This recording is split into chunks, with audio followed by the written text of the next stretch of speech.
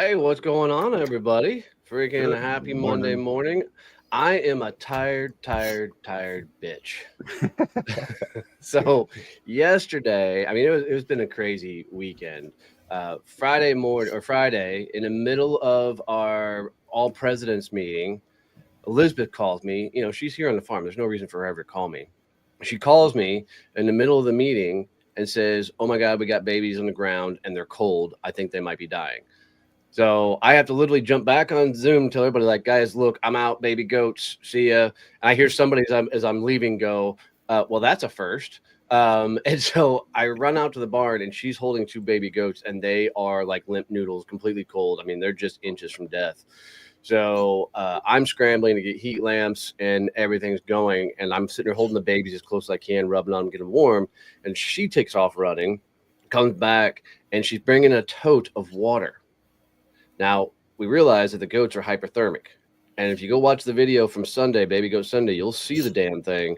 We end up dunking these baby goats in the tubs of hot water and just keeping their head above water for an hour and a half to get their body temperature and everything up. I don't know how these damn things survived, but we were able to do it successfully and get these babies to actually live.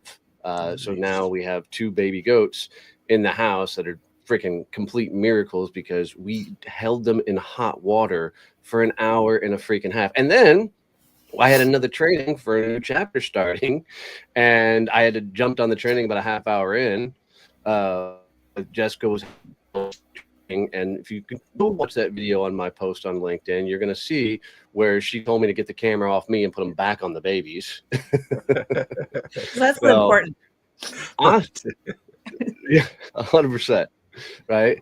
And then we decided to do something really crazy. I got a creek that goes 40 feet down to a natural spring, and we started building the bridge. I'm literally in climbing harnesses with a freaking auger, which is just a big drill bit, drilling on the side of an almost 90-degree angle to put post in to build this freaking bridge. I'll have videos and pictures of that.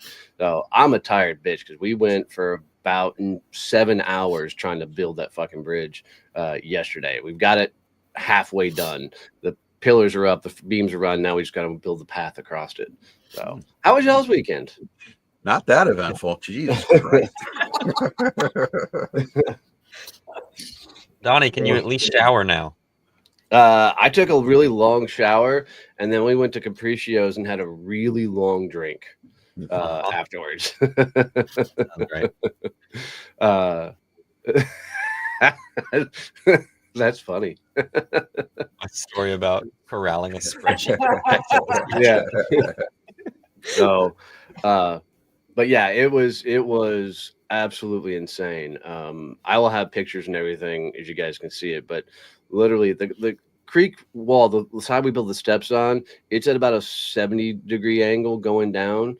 So, I mean, but we were carrying 50-pound bags of cement, tools up and down.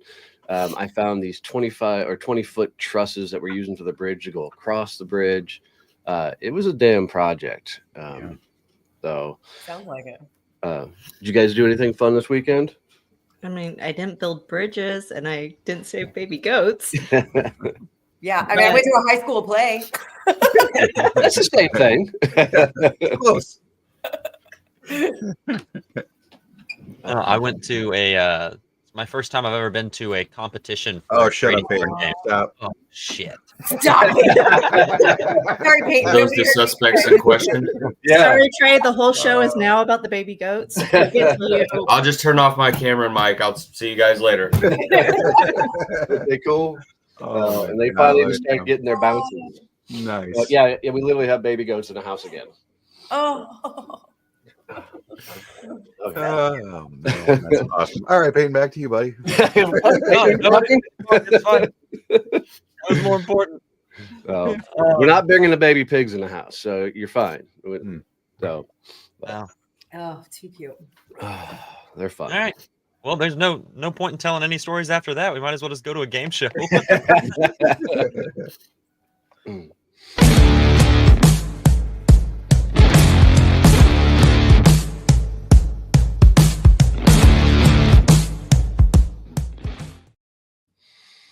All right. We're back on the word I'm puzzle. glad Serena's on here because it's a word puzzle. So, we need our ace. Yeah, no joke.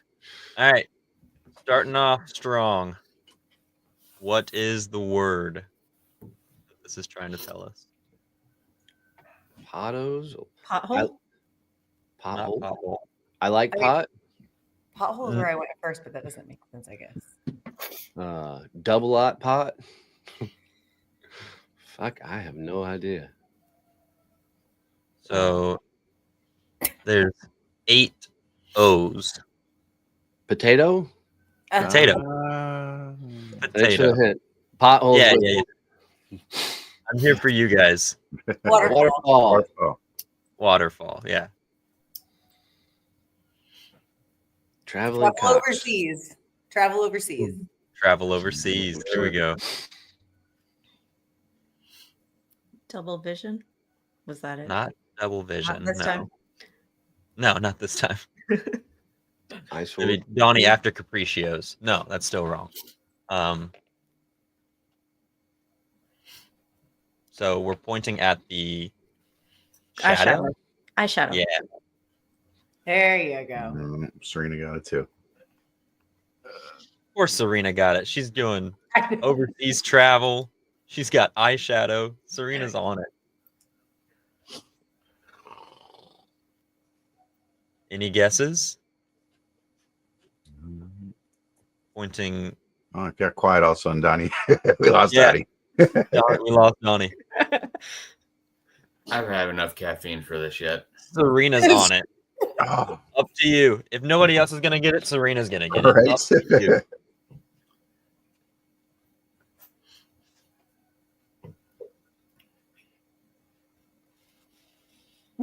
Try to understand.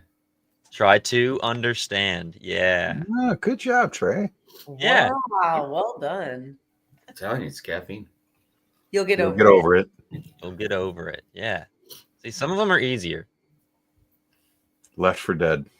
Left for Dead. This one might trip you up. Tuna fish.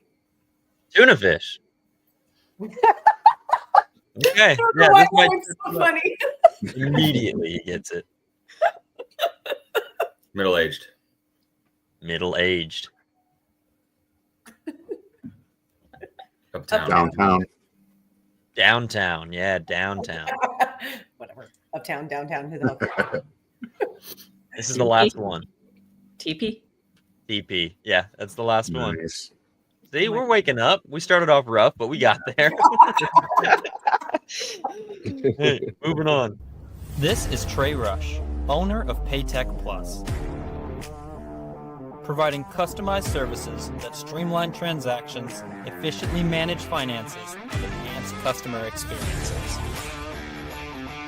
Paytech Plus serves as your comprehensive processing provider, offering a wide range of digital solutions tailored to meet the needs of businesses. And today, Trey gets the hot seat with the Success Champions team. Hey. Wow, my internet sucks, so I'm gonna do my best to keep up. I keep lagging the fuck out. But Trey, welcome to the show, my friend. Looking forward to having you on here. Been a good dude to get to know so far. So tell us a little bit about who you are and what you do, and then how. Okay. Well, like the intro said, Trey Rush, Paytech Plus. The very simple version is I'm a merchant account broker. If I had to simplify it and call it that, but that's part of what the question is how do I effectively and very simply communicate what it is that I actually do, especially being different than my competition, right? So when people actually eventually figure out that, okay, so you provide merchant accounts, and they're like, oh, so you're like Stripe. Well, kind of, but except completely different. And so once I've had a one-on-one conversation, everyone gets it. They're like, oh, okay, that makes perfect sense. But, like you've explained at multiple times, like you should be able to very simply communicate in like 2 sentences what it is that you do. And that's what I struggle with. That is the first thing The second part would be just a general awareness, not even just of my business, but of glaring problems that, you know, the industry is facing, and how to increase that awareness in general. So help us understand how you're different than like Stripe. We'll start there. Okay. I'll try to not go on a rant, but basically, and very, very simply, it's an underwriting issue. So with Stripe, in my business, first off, the model very, very much is similar to insurance. Okay. How I work with insurance providers is exactly, or how I work with processors is exactly how an insurance agent will work with an insurance provider, an independent agent. Okay. So when you board with Stripe, they don't underwrite anything about you. They don't know anything about you. They just say, come on, start processing. And if there's any problems, we'll deal with them later. Well, that's fine for them. And it makes it very easy to, you know, acquire clients. They make the onboarding process very streamlined. The problem is that when you're 2 or 3 weeks in, or even 2 or 3 years in, the Stripe, and I'm not just picking on them, all the PayFacs like Square, QuickBooks invoicing, this is the same thing, but Stripe's the biggest offender right now. That algorithm can decide that it doesn't like your business anymore. It can just kick you off the platform, or you can start getting funding holds or delays or issues. The algorithm could just decide that it doesn't like you as a risk profile anymore, and then it just causes major problems in with your business. So with me, I underwrite I underwrite your business to begin with. You know, we find out a little bit about your vertical, what you do, if you do it in an ethical way, if your business is healthy enough to process what you're asking for, and once you get an approval, then you're good. You don't have to worry about limitations or holds or delays or any of that nonsense.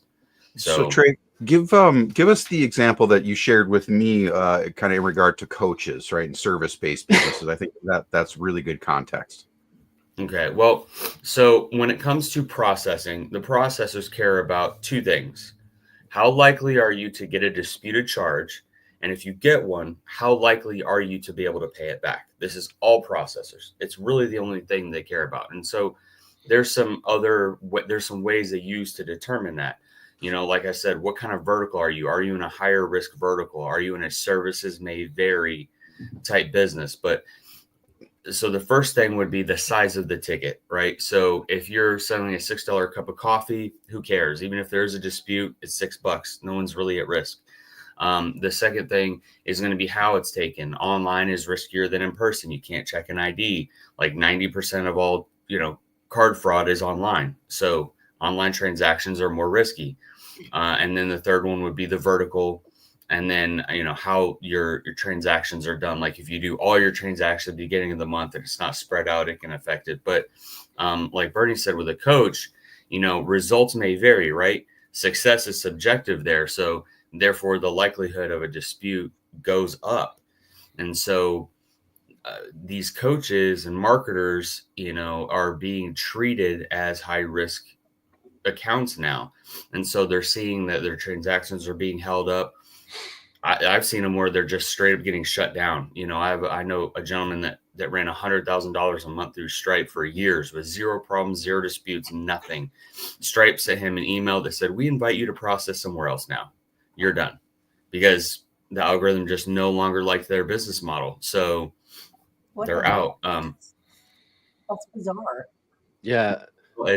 Again, their algorithm decided that their likelihood of getting disputed transactions for whatever reason is higher, and so.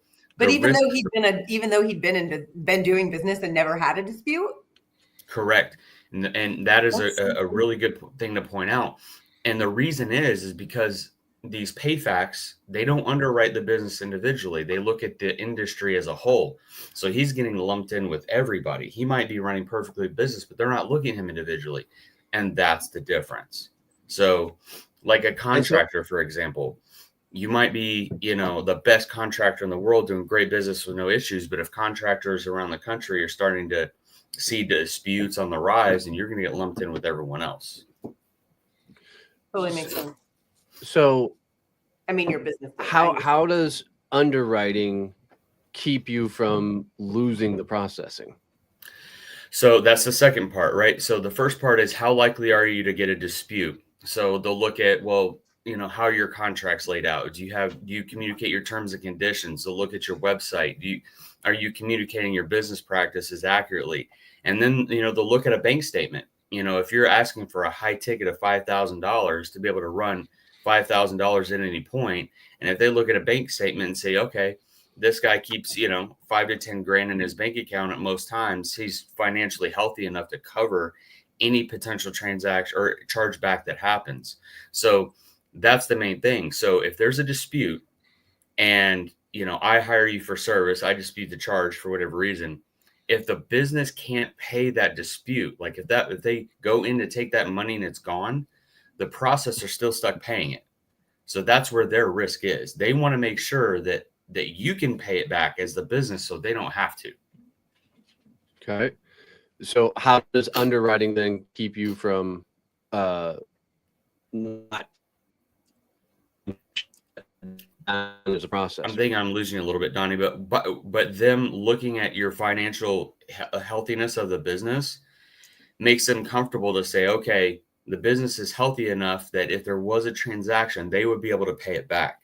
And so they don't have to result to these like random holds and these tactics that these payfacts have to use. They know once they've approved you from day one, they know you're good to go, and you're good to go. So what are your processes that helps the businesses to not be flagged like this? Is there a process that you take them through when you're onboarding them to ensure that they don't get flagged as a risk business? Well, I mean, yeah. So on day one, when we go through the application, I'm explaining these things. This is stuff that, I take people through and that they don't even know that these questions are relevant. Like, what's your high ticket? What's the most you would want to run at any one time? What's your monthly volume look like? And just like having all these parameters and having the processor look at the individual business is what makes the difference. At the end of the day, the processors looked at that business individually and not lumped you in with everything else. And so once you get that approval from that application from underwriting, because it's not me doing underwriting, the processor underwrites it. But once they've done that, we know where your limits are and we know where you stand with them and we know what you're able to do and not do. Peyton, put that question up. It's a good question. How do you determine the healthiness? You just used an example of a healthy business that was shut off. So how do you determine the healthiness of a business? Like the bank statements are the main one. If they can see that if they look at your past 3 months of banking and they see, okay, they've seen transactions going in and out of the business and they've seen that what your carrying balance is on your account at any one time, that's the main thing that they're looking at. So they're not looking at marketing strategies or, staffing or anything like that. They mostly care about if there was a dispute, could you pay it back? Money. So likely that guy was doing, $100,000 a month, was spending $100,000 a month. So if he got freaking a chargeback of some sort, there was a chance he couldn't cover it, which they would have to. That's what the algorithm determined, but that wasn't reality because they weren't looking at his individual business. They were just looking at, okay, he's a coach. This is what he does. This is the amount of transactions that he does and the size of transactions that he was doing, which was very large, and they weren't comfortable with it. They weren't comfortable with a coach doing $10,000 transactions in one whack. How would that coach working with you have been able to keep his processing going? Well, I mean, going through the basic process, we underwrite him, we put him with an appropriate processor. Even if a low risk processor determined, hey, he's a little high risk processors will take that all day long. So what are the normal things people are looking at when they start saying, hey, I want to start doing payment processing online? What are the things that attract them to Stripe? In what way? Like, so I want to take a payment. What are they doing to find Stripe before they find you? So that's the thing. Like, Stripe's a marketing juggernaut. I mean, before Square existed, people in my industry just accepted that traditional marketing didn't work. Like, from a marketing perspective, the overall industry is pretty behind in the times, but Stripe and Square and a few others have really kind of changed that outlook. But Stripe is also integrated with so many softwares out there. So a lot of times what they do is they don't even market to individuals. They market to software companies. And so if you wanted to use a software specific to contracting or bookkeeping or whatever, you're just stuck using Stripe because that's what integrates with your software and that's the only option.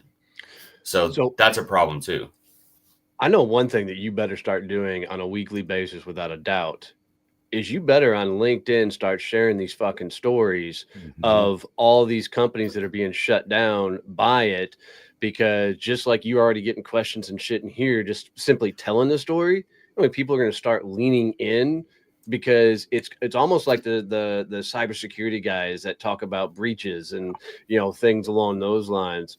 Yep. There's going to be a lot of questions around this, and you've got to start sharing these stories and out there, because, you know, I think we're extremely low risk as a company for the way we do and run things, but I understand the volatility of a lot of other business models with this. Though I don't think it's so much about telling what you do. I think it's more in your head that you have to feel like you've got to explain all this stuff to people to get them to lean into you. What do business owners think about when we're thinking about collecting money from clients? What are the things we're concerned and worried about? The number one thing that anybody who takes credit card payments, what's our biggest concern? I would say, and not necessarily this order, it's speed, how fast you get it, and then Don't care. you know what it costs you to get it. Don't care. What it costs me to get it, that's the only thing I give a shit about. What's that transaction fee going to cost me? Like, you know, it's the internet. Everybody's going to be a swipe.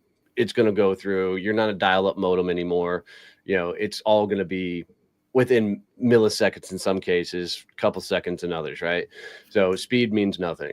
It's all about the fees, okay? But you don't want to compete on fees because it's a no-win game, okay? It's just a race to the bottom if you compete on fees. If you're Stripe, you can compete on fees, right? You got money that can handle the volume.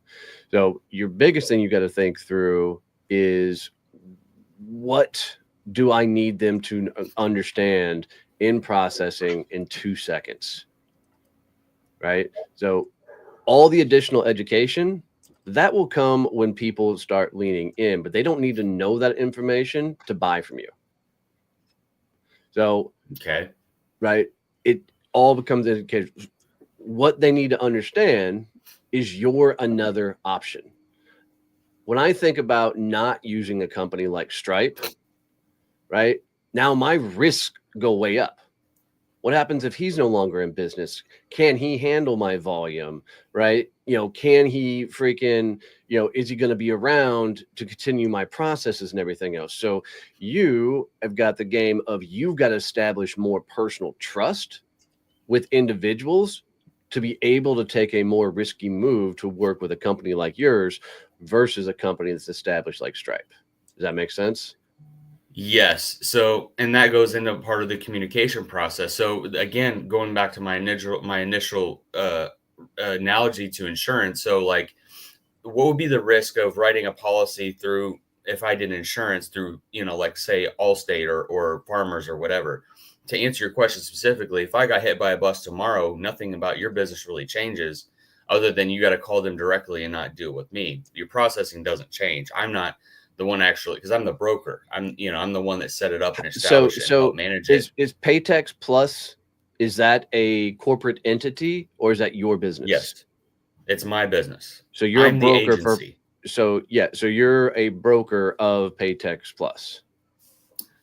Paytech Plus is the agency that brokers for 8 So you're like processors. a State Farm, Allstate agent. Got Yes. it. Got it. That's what you need to start talking about, right? So when somebody says State Farm, Allstate, whatever, right, there's an established brand name attached to that, right? So there's security in knowing that whole agency is wiped out. It's going to suck figuring out who I need to call, but I'm still going to get in touch at the end of the day with, Allstate, State Farm, corporate, right? So you need to come at it from that perspective, I think. What do you guys think? Well, I mean, obviously, my first thought, as soon as somebody says that they need to get more awareness out about something, my LinkedIn is exactly where I go first, obviously, because LinkedIn gives you the platform to educate, and that is what you need to do. It's like everything that you're telling us is about educating the people because truthfully, like you said, a lot of people probably don't know the difference. It's like with insurance. It's like, I don't know. Do you just give me what I get? I just get what I get, right? That's just what it is. And Right. so it's on you to educate the masses why they need to be using you and these stories that you're telling. And LinkedIn is a great place to do that. And especially if coaches, I mean, good God, there's 8 million coaches on LinkedIn. And so if you are posting stories telling, not telling scary stories. I don't mean like telling scary stories to make them afraid. And so they need to come, do business with you because they're afraid. But so that they understand and so that they know why they need to be talking to you instead of using Stripe or whatever it is that they're doing. And it's a huge platform for that. I mean, you have a huge audience there to be able to explain those things to. Yeah, I think you could simply get away with, I give you a secure alternative to Stripe that keeps you in business, right? It's very, very, very simple, easy way of saying it, because let's be honest, we're never thinking about our credit card processing fees and everything else until we get some sort of notice in, like you get that end of year notice. This is how much you've paid in fees. You're like, fuck, right? Yeah. So don't worry about the overall education when you introduce yourself, your quick 30-second commercial, whatever. You just need to let them know, hey, I do freaking credit card processing to give you a safe alternative to Stripe, right? You can keep it that simple. Get into the one-on-ones, do your education on LinkedIn and the like to do a lot of the education, teaching, and training. It's a fault of a lot of young people in sales that they feel like people have to completely understand their products and services to do business with them, right? How many things have we bought over our lifetime where we weren't sure 100% what we were buying, but we were damn sure excited that we were getting it? It's in our head that we feel like we got to over explain because, and I think, going back to when I used to do it, it comes from, man, if they fucking know, then they're going to fall in love with me and instantly do business with me if they understand it like I understand it. And it's not the case. People are going to buy you versus the things you sell most times. Right. And I agree with that 100%. I just, my thing is, it's like, there's this glaring problem out that most people don't even know to even be paying attention to. Like, how do you get somebody to be aware of something that they don't even know they're supposed to be aware of? Then you become the face of it. You have to become the face of it. Yeah, you have to be, when someone says payment processing, you need to become that one person that, hey, payment processing equals Trey Rush. Go talk to him. Even if I don't use him, he knows the answer to my question. Now, I was looking at kind of going off of what Ashley was saying is being that front person. When people search Paytech Plus, when you bring it up, take a look at your Google business profile. You're trying to build this trust. You only have 4 reviews on there. So what can you do with your current payment processing clients to get them to go talk about you? Because your first paint in everything you do, especially when you're competing against big companies like Stripe and Authorize.net and all those things, your first paint is the most important thing you can do to attract them in and get a conversation going. Even if it's, and you can do this, something Donnie's always says, go find conversations on LinkedIn about Stripe. Type in Stripe into the search bar and go find people talking about Stripe on LinkedIn and start commenting on those, getting your name connected with the idea of payment processing. Yeah. In addition, she's spot on. In addition to that, you need to think about, where are people talking about money? So you should be looking at, can I get on finance and wealth freaking podcast and start talking about this? Can I get on stages and start talking about this? I mean, this is a full on, how do I become an influencer? And I hate that fucking phrase, but how do I become an influencer and literally the face of, credit card processing? So to do what you're trying to do, this isn't playing a small type of game. Like, just meeting people one-on-one and telling them what I do, never going to move the needle big enough for what you're trying to do, right? You've got to go a hell of a lot bigger than this. And to agree with Ashley that LinkedIn is 100% the platform.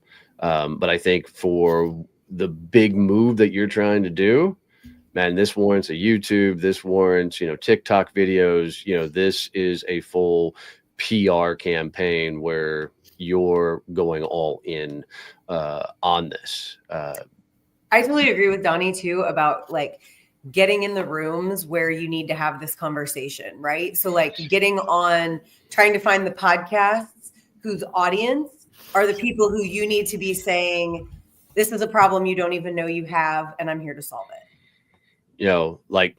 And I go back to who's some of the biggest transactions, and your transactions, of course, are going to be your retailers, but I would even more be focused on who are the high risk guys that are more likely to get shut down, like the coaches or construction, right? Construction, you're dealing with the big ass construction loans. Can they cover it? All that kind of stuff. So even if it is finance, can I get on a, finance show that focuses on the coaches? Can I get on some blue collar podcasts that talks about, how they build their businesses, as this is something they should be thinking about? And then, now you're sharing these stories along the way, to Ashley's point, not to scare, but to educate, of all these problems. It's a cool way to think about how big you could go with this. And really make an impact and help a lot of businesses out. But I promise you, as I continue to try and do all this shit, it's a lot of fucking work to put out the volume of content, put out the information and keep it going on a regular basis. So, I'm even thinking like finding other LinkedIn lives that folks are talking to an audience that is coaches, or that is, you don't have a whole lot of construction guys sitting around watching LinkedIn lives, but there are a lot more people doing LinkedIn lives these days. And so if you can talk to them to get on their stage with them to talk to their audience, then that gives you so many more audiences to hop around to, to be able to educate. But the education piece seriously is the part that it's like, you can't educate everybody in your 30-second commercial, like in your 30-second pitch. You can't educate them about everything that you do. But if they know you, and if they meet you in 30 seconds and then can go to your LinkedIn page and read some stories and learn a ton of stuff from that, then they can educate themselves that way. It's all there. And you need to educate like this. Woody says my credit card got me kicked out of Lowe's yesterday. The lady said straight facing me, and so I did. Fucking Woody. That's so awesome. Right. I know you said coaches and consultants. Are there any favorite industries that you like to play in? Bookkeeping is a really good one. I've done a lot with brick and mortar as well, and a lot of auto shops, dog groomers. I mean, really any service-based industry I really work with. And I wasn't really just like necessarily putting out with coaches and marketers. That's just what I've seen a lot of recently, and where I've seen some recent cases with that. Like just anything where there's a lot of potential for dispute fraud. So that's like the back end of the issue, is like what the processor does about it, but there's the underlying symptom, which is the system is designed to protect the cardholder, not the business. If I use my credit card somewhere, all I have to really do is call and say, I don't remember this transaction, or I don't think they really did a good job. And then from there, the burden of proof is on the business. They have And to look, you're just prove- not going to win. You're not going to win the disputes. The banks are fighting for the clients, right? So Mhm. you get a dispute, exactly. you're going to pay it. Well, I've tried. I mean, documentation, rewriting things. Yeah, you're just not going to beat the disputes. It's stupid. Because Yeah. who actually makes the decision is the cardholder's bank. Yep. Right. So they would have to rule against their own customer. And then the crazier part about that is, well, you're like, okay, well, the bank's on the customer side. Wouldn't the processor be on my side because I'm their customer? Well, while they're holding your money for 30 days trying to figure all this out, they've reinvested it and lent it out to another business at 18%.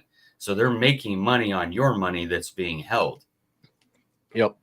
It's crazy. And the processor want to keep the bank happy because the banks are the biggest transactions that come through them. So they're going to side on the bank side and not your side.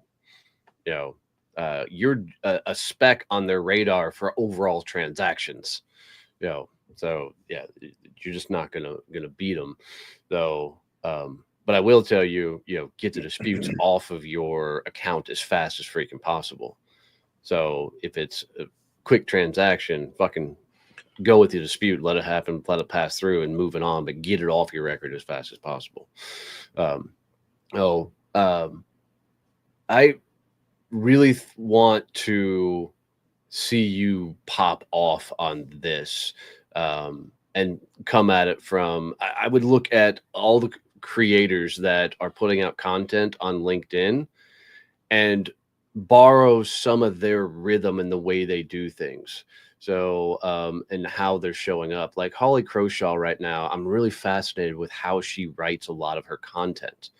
And so I'm going in and trying to create a study case on how a lot of people are putting their content on LinkedIn, and especially, posting content that are getting a lot of engagement and comments and likes. So start becoming a student of all these other creators and find your style in producing, this content to really get showing up.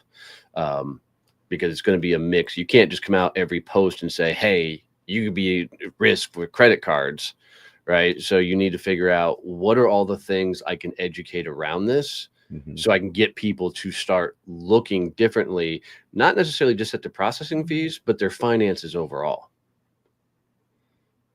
right? Because you want to be the guy that when they're thinking about transactions coming through their business in general, you're the guy that pops up even beyond processing. Right. Well, and yet that's actually a really good point, because one of the other conversations that I have quite often is, and it's been, a really big deal in the industry in general, is, do I pass the fees to the customer or do I not pass the fees to the customer as the business? Like that's a big talking point. A lot of people, or a lot more businesses, are starting to do that. And sometimes customers don't understand why. And that dispute risk is one of the biggest reasons. They think, oh, it's just the fees. Like you mentioned earlier, like what the hell does it cost me? That's really all I care about. And I think in the beginning that was the case. But now the more these businesses have the same mentality that you do, which is accurate, which is I'm not gonna win, right? Like I'm not gonna win a lot of these disputes. So why am I paying all the fees and taking all the risk, and the cardholder gets all the convenience? No, if you're gonna pay with a card, you're gonna pay the 3%.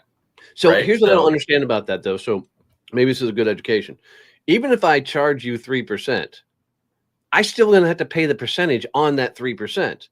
So if I'm getting whatever that, 1.7%, what I'm paying on transaction fees or whatever, that 3% is still going to get hit with that 1.7% fee. So it's not totally covering the transaction fee. Not totally, but it does the majority of it. So like, let's say it's $100 transaction, right? And if you were just to do it as normal, you get $97 in your bank account, right? That's what it ends up being.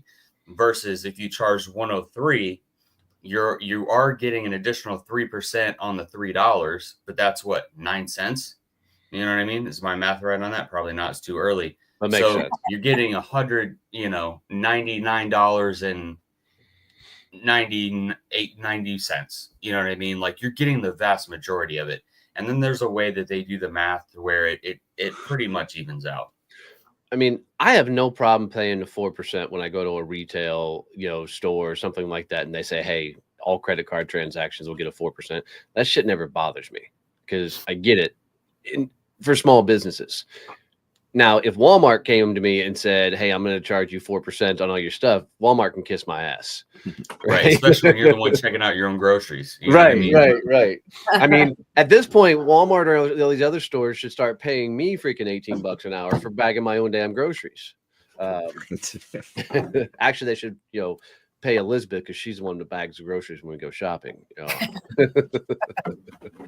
So, well, Trey, the other thing that came to mind to me, and I'm not usually one to send people away from LinkedIn for prospecting. But a lot of the things that you mentioned and like small business people, like the dog grooming thing and coaches obviously are aplenty on LinkedIn, but also on Instagram. Like it kind TikTok of too. Yeah, it kind of feels like you've got a pool of customers, of potential customers in that area as well. And this is going to sound so mean, and I don't mean for it to, but potentially more education needed to the folks that are not on the LinkedIn platform or on the other platforms. Ashley just called everybody not on LinkedIn dumb. I'm not saying that. That was not what That's what I heard. That was the nicest mean thing I've ever heard. I didn't. I mean, like you couldn't handle it with more kid gloves than. So I'm. You know what I'm I okay mean. with your mean. I'm okay with your mean streak. Well, So, but you know what I mean, right? Like, there's probably a lot of education that needed, and some good little videos on some reels in the Instagram feed there. The social webs. Yeah, do some danger. So I think another thing to be aware of is when you do a search of your business name, Paytech Plus, people are running ads on that. Okay. So that means that there is high competition. They're running Google ads on top of your name. So two different companies come up before you. The interesting thing is if you take the space out between Paytech Plus and just do Paytech Plus all as one word, no one runs ads on it. So that's just something I'm throwing out there to keep in mind, that people are running ads on top of your name. And so it may be something to look at in the future. See, and that's the education piece. I know, I understand what you're saying, but I don't understand what you're saying. Like, I get it. I know what you're trying to tell me, but yeah, I mean, that's why we have Jess here. So if you, I heard the words. I hear the words that are coming out of your mouth, Jess. When you go, can I share screen? You should be able to, yeah. Okay, click on it should be present. Present. Okay. We're learning how to use share screen. Ashley's bashing everybody not on LinkedIn, and Jess is learning computers. This is great. Okay. We got it. Okay. So here you can see I typed in Paytech Plus, which is your business name. You have two people that are sponsored on top of you. Which means they're literally running ads and that say Paytech Plus. So this is why these pop up. Okay. Do you understand that? Do you get what he's saying? Like, they're running that as a keyword so that they come up before you. Okay. And it's probably the Paytech, because Paytech is probably a popular name for a payment processor. So makes sense. And when you got competition in the marketplace, it's a phenomenal thing, but it also goes back to why Google I love you, Woody. You're smart. You're fine. Fucking love right. Woody. But when you're fighting just a Google game, if you don't have the funds to run big ads, it's a tough game to compete with, and you can add a lot of SEO, AEO in there and get stacked up against it. But this really lends itself to short form video like mad. So I would sit down, play with ChatGPT and go, I need 130-second real ideas around this paytech, idea to give you a bunch of different talking points. And then I would sit in front of my camera, phone camera preferably, just because it's better quality, and get a freaking cheap, Lark M2 mic or some other external mic off your phone and start recording a shit ton of videos. I'm then going to go over to like a Fiverr, Upwork, and find somebody to go, here, I just recorded an hour's worth of these videos. I need you to break these out into clips for me for $20 or whatever. You can find people to do it pretty cheap. And then you just start cranking out a shit ton of reels. Like I'm suggesting, like on TikTok, you should do 3 to 4 videos a day. Instagram, you should probably be putting out 2 or 3 videos. LinkedIn, even, you should drop at least 1 video a day, right? But you need So the I should volume. get an Instagram, is what you're saying. Yes. You If should. you don't have Instagram, you're gonna need Instagram. Yeah. I barely have Facebook, and I'm on LinkedIn, probably more active than anything, but it's that's like one of the other like big weaknesses is. So let me ask you a question. How passionate are you about getting people to understand the risk of credit card processing? I mean, that's pretty much my even if they didn't do business with me, as long as people know about it, at least they're not getting screwed. That's like my main priority right now. So here's what I'm going to tell you in the simplest, gentlest, sweetest words I possibly can. Me and Connie both using baby hands today. Suck it up, Buttercup. It's time to become a marketing agency. You have no choice in the matter. If it's real and really that strong, then you have to become a content machine. And start putting it. It needs to become like your second most priority versus meeting people and doing, the networking side of things. But everything else in your business is taking away from your ability to go affect this on mass and scale. Like it has to become a priority. Like how many people do you work by yourself? Do you have anybody that works for you? I have some VAs. Jen is helping me out with VAs, but cool. Other than that, I've been solopreneur.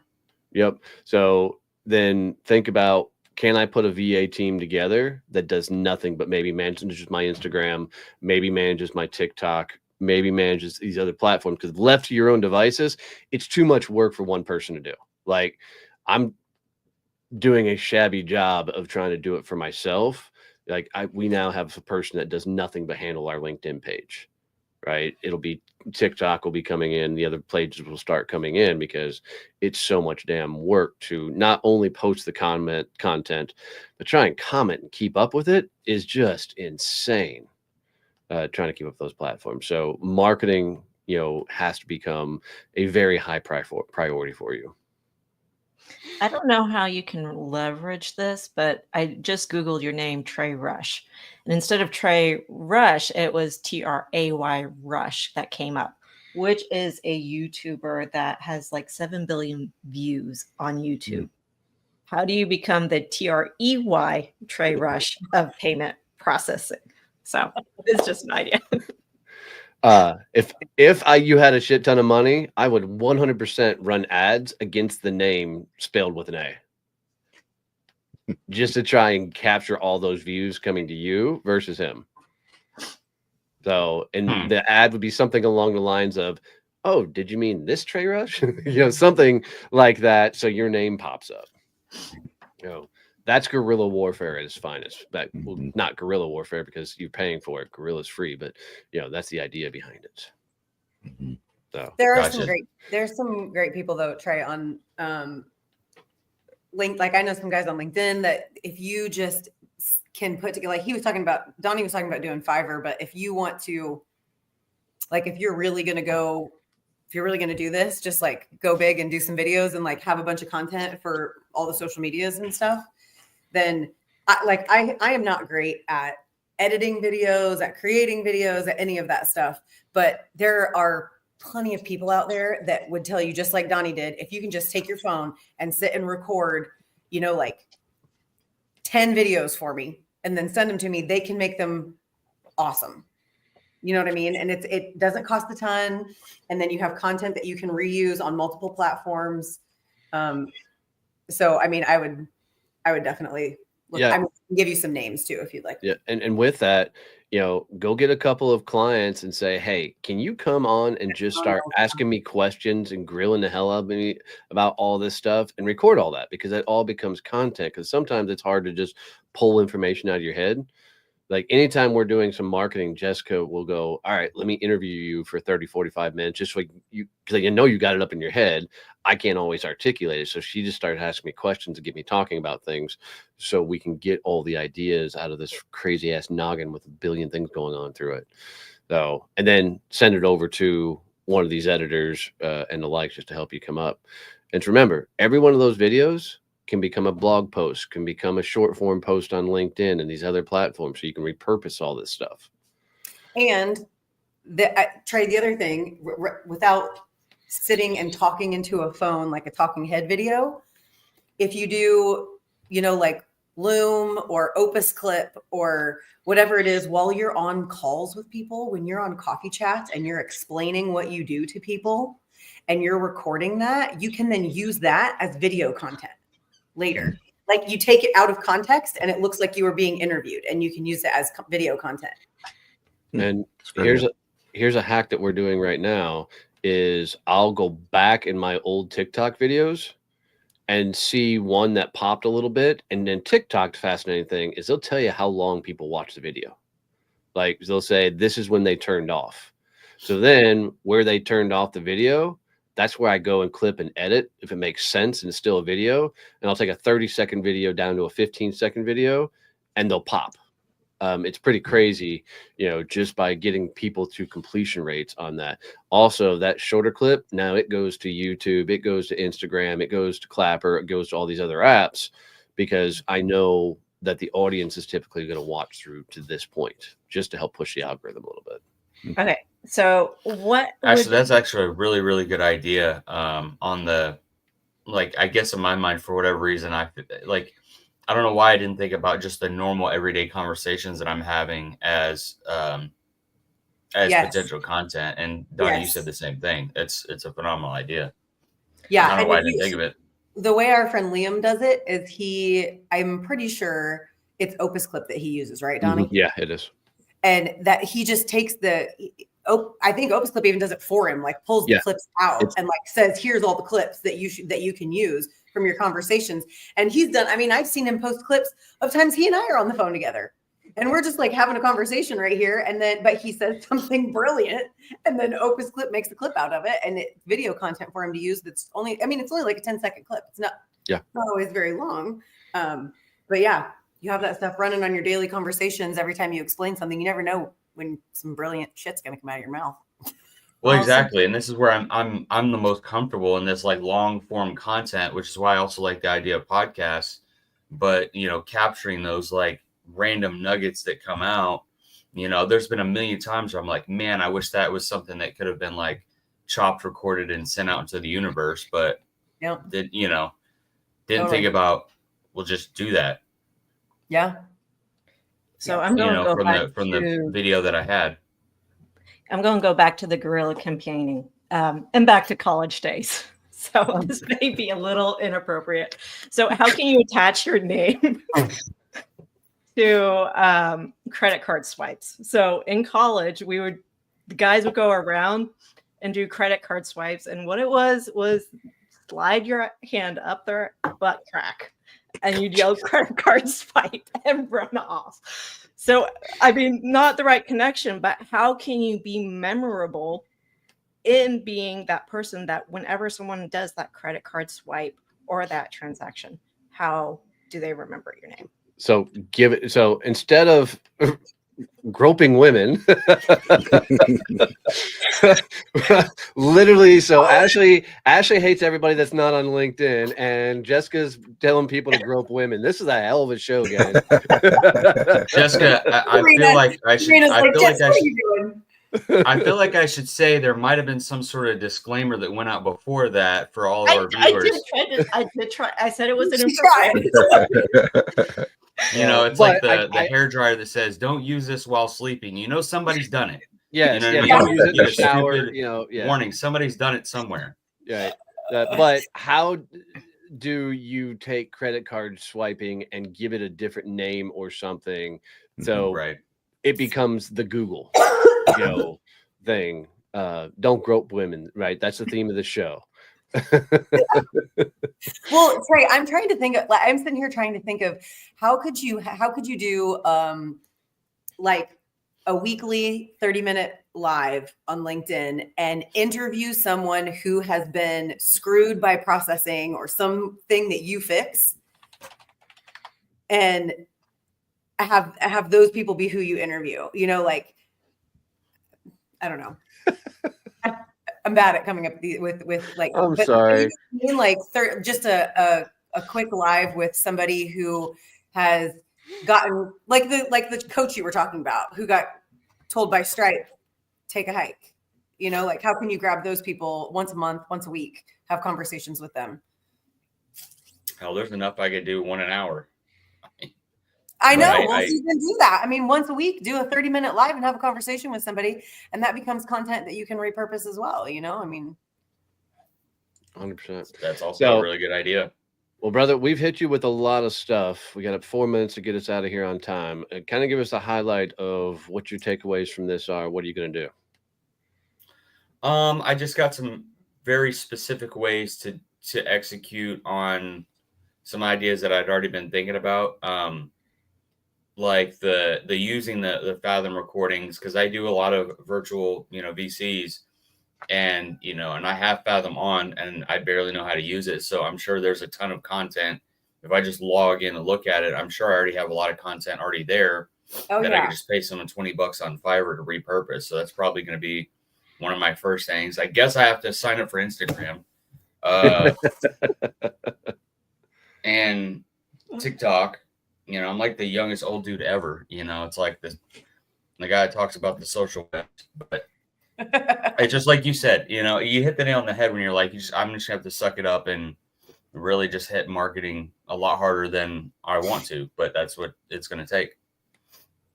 But I think it'll be good. I mean, I think if you start doing, I don't know anybody in my Instagram feed that's talking about credit card processing fees and how to like help solopreneurs not lose money to that kind of thing, So there's not anybody in the market doing it. I think there's potential there. Yeah.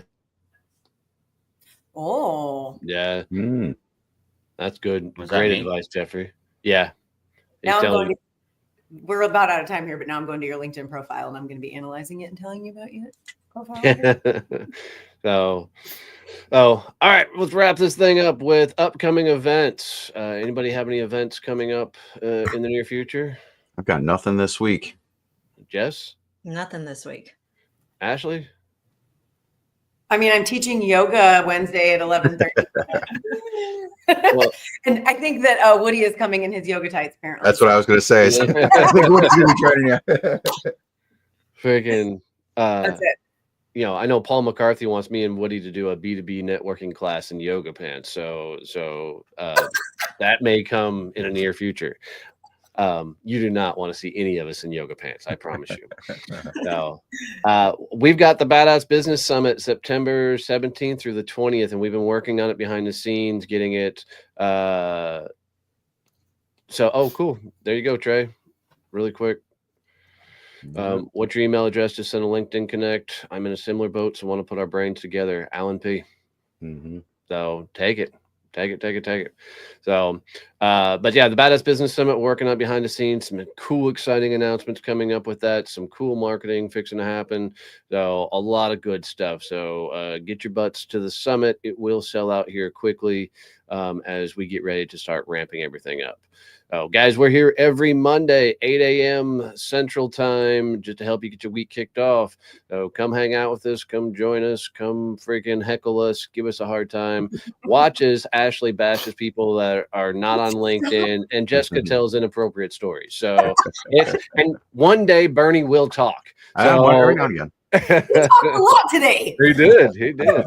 So, but we get to get running. Love you, mean it. See you. Bye.